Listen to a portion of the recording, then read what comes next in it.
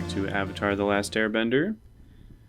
Last episode wasn't my favorite, but I'm still enjoying the show. Want to see what happens, and I definitely want to see King Bumi. Even under the best of circumstances. Interesting. And these are most definitely not the best of circumstances. And Zuko. They capture him too? No. I'm really starting to see what kind of person he is. Hey, calm down, eh? I doubt that. But in my experience, the Earthbenders aren't exactly kind to their fallen foes. We never heard anything like that in the original, but okay. And those two did not have that many conversations in the original. It was very sparse, and they've already had two.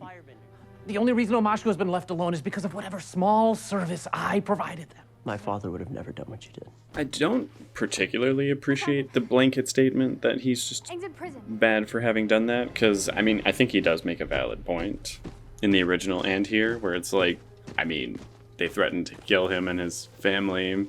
I think most people would have also done the same thing as him, you know, wrong or not.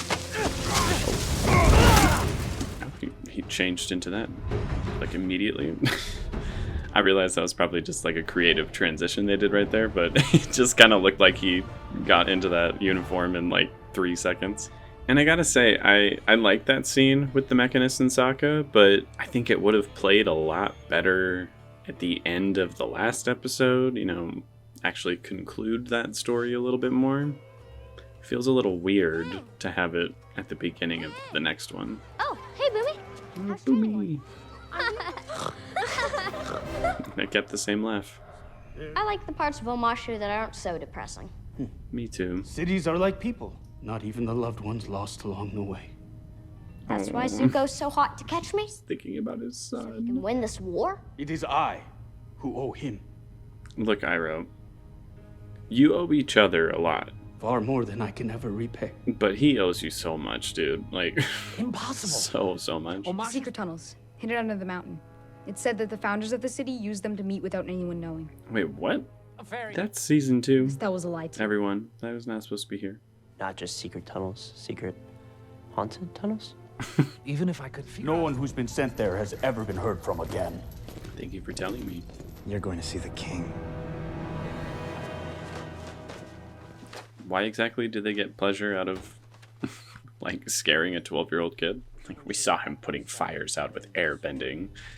We better really scare the shit out of him for it. Then go to the Earth Kingdom generals and let them know they can set a trap to round up these spies. No. Okay, I hear you, but, like, they probably have spies outside your house pretty frequently. They probably just heard all of that and maybe come up with a new plan now. All I'm saying. Like, don't say your plans out loud. Write them down for each other or something and then burn it. It definitely looks kind of different. Looks like they have, like, a really Indian influence for, like, the visual style here. Scalding hot water, steep for 2 minutes. Tea? Okay. The voice is perfect. Bumi? Hello, Aang. Bumi! Figured that out quick. Throw him A feast, please, please. a feast. Yes. Straight from the original, and that is a line I'm glad they kept. I love that line. Oh, it's her photo bag from the original. Nice. Is she just stealing this, though? What is this cart? Is she just, like, robbing a merchant? You betrayed us. Oh, relax. I am nothing like the firebenders. The truth hurts, doesn't it, Jet? Oh. Fuck him up, Katara. Let's go. Oh, she does the same, like, I think it was a tree she froze him to in the original, but nice. I will say I don't really like the effect they did for freezing it, though, because it was, like, the frost coming out of her hands, too. And in the original, it was very clearly, like, just her breath that created the frost, which I think was a little cooler. That right there looked a little too much like Iceman from X-Men or something. They practically jump into your mouth. Oh, God. Heard it really helps with your complexion. These jokes are terrible. I love them. Got to sleep through it all. All the airbenders were wiped out. Tell me, Oh, I just noticed the statues in the background are Flopsy. have you been fighting? Not these 100 years. Very different vibes of how that all plays out. He seems much less playful and much more like genuinely pissed off at Aang. But maybe that's his whole game. Maybe he's just pretending. Wait, please. Oh my god. If we're gonna do the caves, are we actually gonna get the hippies? Yes. Yes. Okay, I actually don't mind that they're doing the tunnels this early because I love this group.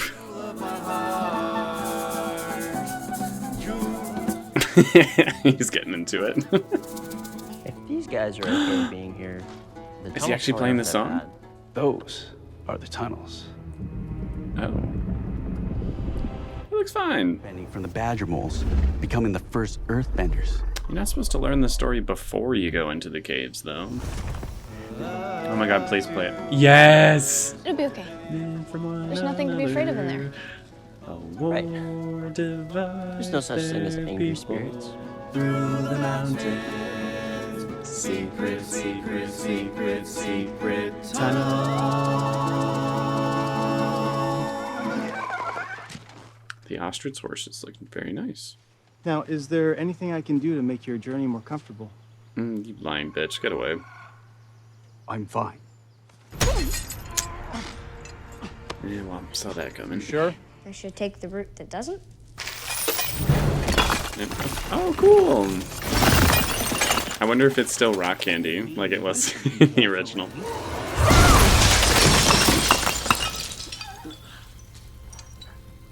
Wait, did he, like, blast himself out of the corridor? What just happened? I just wanted a bite of rock candy. It still is. I don't really get the logistics of that scene, though. Like, he was at the start of the hallway, and he did, like, an air blast to explode all the crystals, but that, I guess, launched him down the hallway also, and we just didn't see that part? I don't really know what just happened. I'm coming, Uncle. Kind of wish it was still the slipper, just because that was a funny little gag. Like, oof, it's definitely Uncle. Again, they're finding out about the crystals very, very fast in comparison to their other journey. On the floor, they're pretty random. It's a path. Okay, well, in the original, that is how you get out, Katara. Poetic license, like Why- Sokka, wait! Katara, what is your problem? Yeah, what is your Problem problem? is you're not taking me seriously. Says the girl who fell for a terrorist. That's not what happened. It is Katara. Tell Don't. me who I can talk to. And you don't get to just. Yes, let's sit down. Guess Let's we're not in Wolf Cove anymore. have a little talk. Will you just go away? Like, again, it sounds like he's gonna get tortured plenty in the pit. So, like, don't worry about it, bro. Mind your fucking business. My brother, though. He'd gather food and water from his platoon and give them to the children. It's very sweet of him. And Ba Sing Se still stands. Was it worth it? I promise you it wasn't worth it to him. He lost more than you did that day. Like, listen, I feel for you. That's rough. That's genuinely traumatizing. But for you to think that Iroh here and other people haven't lost considerably more in war is insane. Us don't like what we find there. You have no humanity. It's probably the one with the absolute most humanity. Of loss. After his son was killed. So, his son dies a hero, and he'll be forever known as a coward. I don't want to see this. He said it should belong to someone destined to do great things. He gave me strength. Oh. This is actually getting me a little bit. What the fuck? Lu Ten never needed it, because he was the strongest person I knew. Zuko's a good person. It's just muddied up by a lot of other shit. Oh, that's sad. What the fuck? Are they playing Leaves from the Vine right now? Because that's kind of cruel, actually. That's a little manipulative. They are playing Leaves from the Vine. It doesn't even count. These tears do not count. They're playing a song that takes me back to a moment that really hurts, dude. Ah. Jet might have gone down the wrong path, but he was pushed that way. Just like Sai was. Okay, I like that we're discussing that. Again, it's not black and white. There's some gray area in there. Dad never had to bear that kind of burden alone. You had it harder than him. That's something they never really talk about in the original, but I agree. I'm like, like a 15-year-old kid who is responsible for the safety of everyone in his village with no support at all. I'm really iffy on this Bumi, because I mean, like, mannerisms and cadence are perfect. The actor's doing a really good job sounding and acting like Bumi. But his personality is so cynical, which is weird. Hey, it's the Badgermole. Alright, Zuko, fuck it up. Alright, that was kind of a cool little flip over the cart. That's sick. Ah, you dick. Ow. Play some music.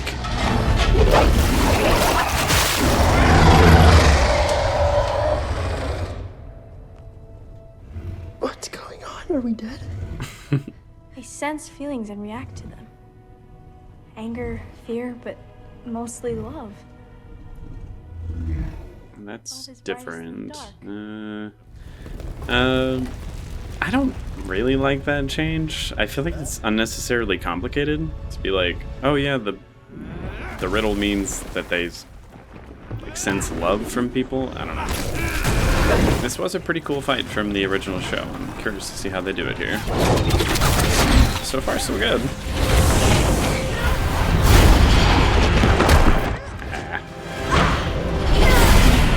Ah, nice. That's right out of the original. So is that. There's a lot of moves in here where I'm like, yeah, that's... I remember that exact moment.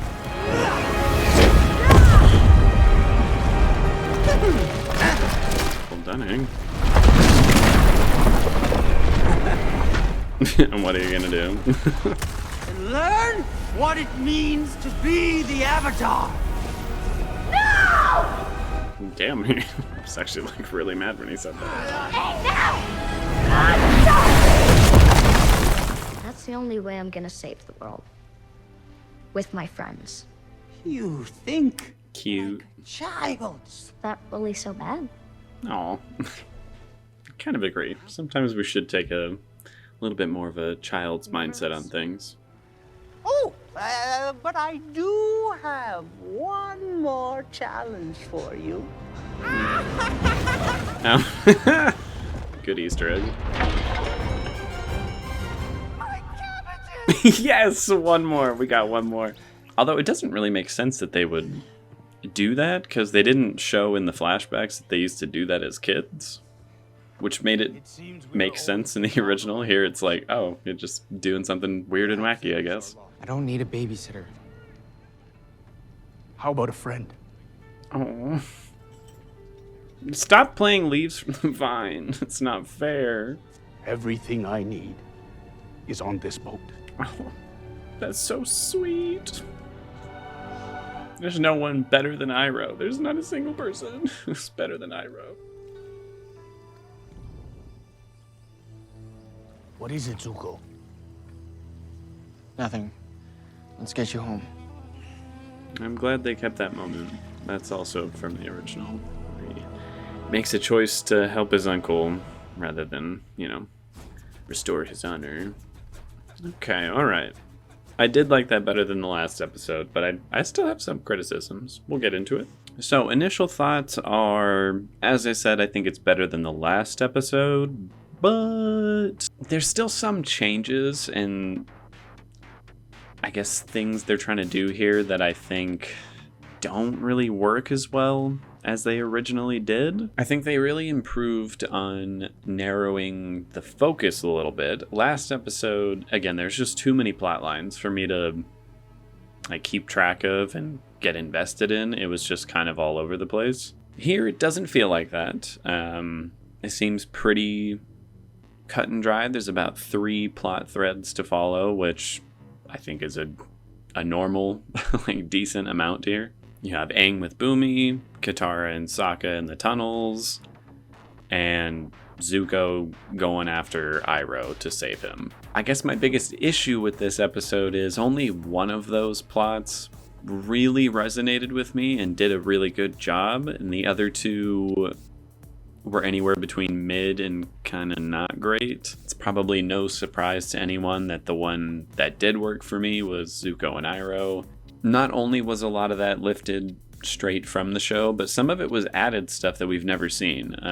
That funeral for Lu Ten was completely added. You never saw anything like that in the original. They discussed his son's death, and I guess you do sort of have a little funeral in the second season, but I don't want to talk about it. That's such a sad little short story. But it was the one plot thread in this episode where you could really feel the emotions, and it really, really felt like the characters from the original source material. I do think they've made Zuko more sympathetic from the off, which might be a bad idea. Like, it worked really well in the original show that he was straight up just like such a douche for the first season entirely. Had maybe one moment where you're like, oh, wait a second. There is something there. You're not a complete asshole. There's a good person in there somewhere. It wasn't until season 2 when they really started to shed those layers and be like, look, there is a person here. There is a good person waiting to come out. But that damn teenager just cannot get his shit together, man. Here they're doing that, like now. They're doing it very quickly by saying like, yeah, he's kind of a douche. He's got a huge temper. He's the bad guy because he's trying to capture the Avatar and he's working for the Fire Nation, blah, blah, blah. But look at how sweet he is to his uncle at the funeral, and look how close the two of them are, how strong that bond is.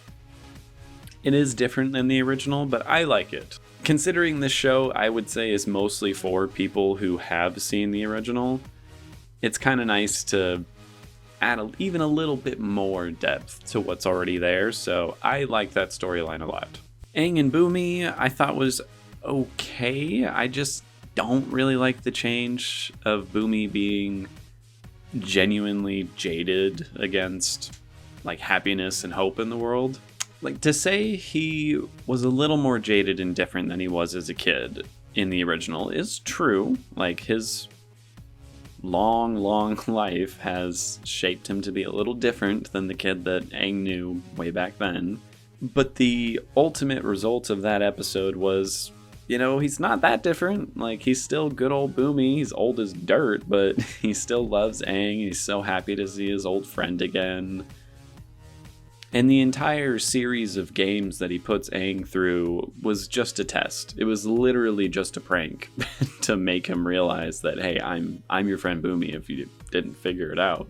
Here he figures it out right away, and then the tests are genuinely tests to kind of harden Aang. They're meant to challenge his perception on the world that things, you know, have a happy ending and can work out. Bumi's here telling him like, no, the world sucks and you have to make really hard choices like killing your friends, and you're gonna have to do it because you're the Avatar. And while that's not incorrect, and I think is a pretty interesting message to be told to Aang, I don't think having Bumi be the one to tell him that was a great choice. Because again, it very fundamentally changes the character of Bumi from this really weird but fun-loving, happy guy to a really weird, mean-spirited and broken person, which I'm like, I don't really like that.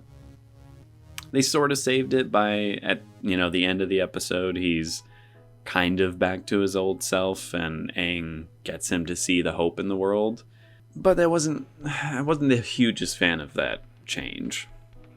Especially because you're not going to see Bumi all that much in the series. Like, yes, he'll come back, but not that much. This was probably the most screen time he's ever going to get, and for him to be just so like angry at everyone, including Aang, I don't really like that. But it was all right. It was all right. The tunnels, mostly I did not like, though. Again, I was very happy to see the flower children like pop up. Never thought they were going to be in live action. Those are definitely characters I thought, we're just going to skip this. We're not even going to do the tunnels, I bet. That just seems like too much of a little side adventure. And after seeing it here, I'm like, it's too much of a side adventure. We shouldn't have done this. But I was happy to see them singing their tunes. They even did the Secret Tunnel song, which, you know, if you're a fan of the original, it's a nice little Easter egg. But the tunnels themselves, I wasn't a fan of. Because, again, the original, it was Aang and Katara going through the tunnel on their own. And Sokka with all the hippies. And at the end of the day, the whole love is brightest in the dark does make sense. Because it's what Sokka originally says here. It's like you have to put out your lights and be in the dark in order to see the light of the crystals, which will guide you out. Or you could do what Sokka did and let, you know, savage beasts lead the way. Here, it just seemed very convoluted for them to be like, love is brightest in the dark is actually a weird way of saying the badger moles are blind, but they read your emotions better than like other people or other animals, I guess. And if you trust in love, then they'll be nice to you. Like, I don't know. It just seems weird. It's too complicated of an answer to the riddle. Again, I think it makes a lot more sense to be like, love is brightest in the dark. So you let it get dark to follow the light, which will then lead you to your love. Like, it just made more sense that way, I think. And they also never mentioned in the original series that the badger moles like sense emotions. I mean, I guess they sort of do, because they're the ones who teach Toph how to earthbend, and she can sense the emotions of other people, like through the vibrations of the earth and everything. So I guess. I mean, she only really used it as like a lie detector, just as a way to detect people's heartbeats. Like, are you freaking out right now or are you not? Taking it that step further and being like, oh, the difference between like being frantically afraid and being frantically afraid but trusting in the love you have for your sibling is enough for them to like trust you. It doesn't make a whole lot of sense to me. I don't think it works. But all in all, there were some good things in here. Music being one of the best things in here, because not only did I get my Secret Tunnel song, but we also got like an instrumental version of Leaves from the Vine, which fuck you creators for hitting me in the feels like that. Again, on one hand, I'm glad they did, because it's like, oh, that's a great Easter egg for people who know the show and the importance of that song to Iroh and Lu Ten. It fits the scene. It's not like it's completely out of nowhere. But I do genuinely find it a little manipulative. Like, would that scene have hit as hard if they didn't play that song? I think it still would have hit in a decent way, but I don't think it would have been as emotionally gut-wrenching as it was without having that nostalgic song for fans who like know what that means. So on one hand, I do think it was kind of a cheap trick for them to do that, but it wasn't like a bad move or anything. Again, it suits the scene, so I'm not upset, even though I am, because that did make me very sad. I cannot rewatch that Tales of Ba Sing Se episode and not cry my eyes out. The Tale of Iroh and the Tale of Momo destroy me every time, like without fail. I've seen it over a dozen times at least, and it still destroys me to this day. Little soldier boy comes marching home. It like actually makes me sad. Even just singing it to myself, I'm like, oh my god, that's so sad. Aside from that, there were a few like little details in here that I also appreciated just as a fan of the original. Like all throughout Bumi's palace, there's those glowing green crystals, which I'm like, oh, hey, they didn't have to add that in there, but those were all over the palace in the original show in Bumi's palace, so I like it. Kind of interesting as well that they went for such a heavy Indian influence on like the clothing and culture and look of Omashu, specifically the palace, because that wasn't the case in the original. I mean, maybe there were some things definitely pulled from it, but it was definitely more overt here at the very least, and I didn't hate it. I mean, considering the proximity of China to India and the Earth Kingdom is majorly pulling influence from China, I think it makes sense that some part of the Earth Kingdom would be like very heavily Indian influenced. I kind of like that. Makes me a little sad that we didn't get Bumi's weird like feather crown hat or whatever the fuck he was wearing. But his big like turban here was also enjoyable. All in all, I would give this episode probably a 6.5 out of 10. Again, I think it was a little better than the former episode, but I don't think it was as good as the first two either. Because as much as I loved Zuko and Iroh's plot, like I loved the little fight scene they had there with the Earthbenders, I genuinely liked the acting and the story with that Earth Kingdom soldier who was telling Iroh about how his brother died at Ba Sing Se. That's not enough to save the entire episode, because again, I did not really like the tunnel stuff. There were bits and pieces in there where I was like, oh, that's good. I like that you did that, or I like that we discussed this. But the overall implementation of it was a little weird and out of place, and not all of it really worked for me. And Aang and Bumi was kind of the same deal, where I'm like, there's stuff in here that I do like, but overall, I'm not really digging the way they've changed Bumi's character. So 2 fairly weak storylines, 1 very strong one. Again, kind of put you somewhere in the middle. 6.5 out of 10.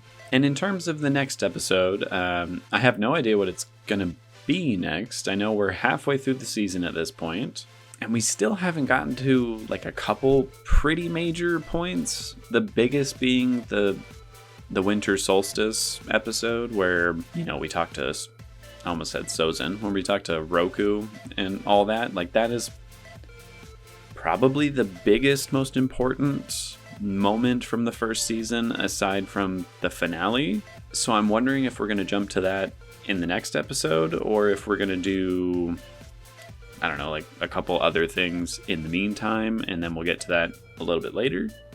There's not a whole lot of time left to get all this stuff told, so we'll see. I am interested in seeing where it goes, though. Again, even though these last 2 episodes haven't been my favorite, the Omashu, like, 2-parter wasn't the best or brightest point in the series, in my opinion. I'm still enjoying it, and I am definitely excited and interested in seeing what the next episode might be and how the whole season is gonna, shake out. I've said it before, but Avatar: The Last Airbender is one of my all-time favorite shows I've ever seen, let alone, favorite like animated show I've ever seen. So I'm invested 100%. And yes, I might be a little overly critical on changes, just because I think the original story is so rock solid, pun intended. But with all that being said, this show is doing a pretty good job. This was always going to be a very difficult task to translate this to live action. And considering we've gotten one example of how not to do it, this isn't too bad. It's doing pretty well. So I will see you all on that next one. And that's about it.